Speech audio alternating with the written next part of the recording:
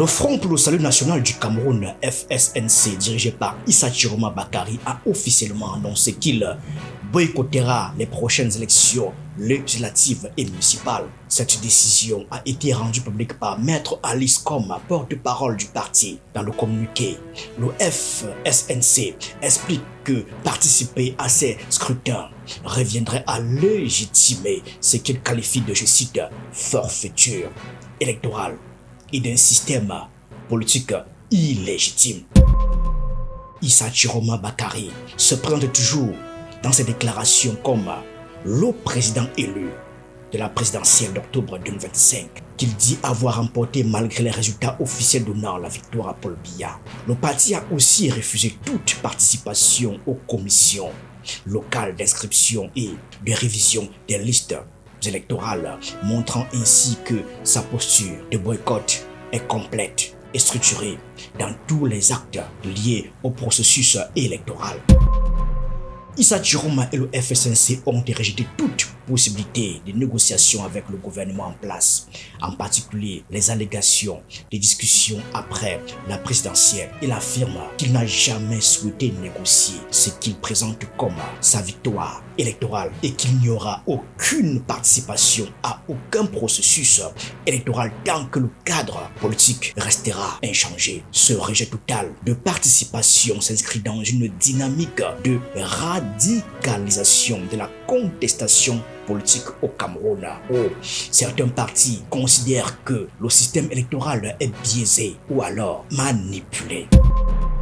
Face à cette décision radicale du FSNC, une autre partie de l'opposition fait un choix totalement différent. Le mouvement pour la renaissance du Cameroun, le MRC de Maurice Kamto, ne parle pas de boycott. Au contraire, le parti se projette vers les prochaines échéances électorales avec l'objectif affiché de conquérir des mairies et des sièges des députés. En effet, dans une correspondance adressée à ses militants, le secrétaire général du MRC a tenu à clarifier la ligne du parti. Le message est clair.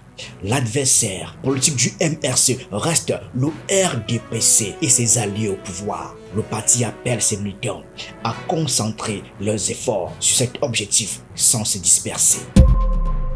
Dans ce même document, le MRC demande également à ses militants de mettre fin aux attaques contre les autres formations politiques d'opposition, y compris celles qui ont fait le choix du boycott. Le parti affirme vouloir éviter les divisions inutiles au sein de l'opposition tout en maintenant sa propre stratégie politique. Un point historique essentiel ici, le MRC a lui aussi boycotté les élections législatives et municipales. C'était en 2020. Ce boycott avait des raisons similaires à celles aujourd'hui avancées par le FSNC de Issa Chiroma Bakary, notamment des critiques sur le manque de transparence et d'équité du cadre électoral. Ce choix stratégique a eu des conséquences institutionnelles fortes pour le MRC. Pourquoi? Eh bien, parce qu'il n'a remporté aucun mandat local en 2020. Le parti n'avait pas d'élus locaux, ce qui a limité sa capacité à proposer un candidat à la présidentielle de 2025 sous l'étiquette de son propre parti, conformément au cadre juridique électoral camerounais.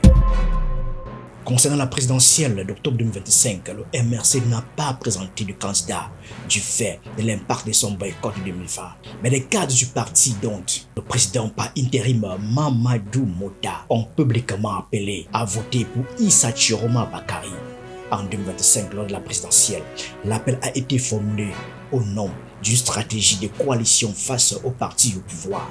Ce soutien n'a jamais été transformé en alliance officielle ou adhésion structurelle entre les deux partis, mais il a été clairement interprété sur le terrain comme un soutien politique opérationnel lors de la présidentielle de 2025.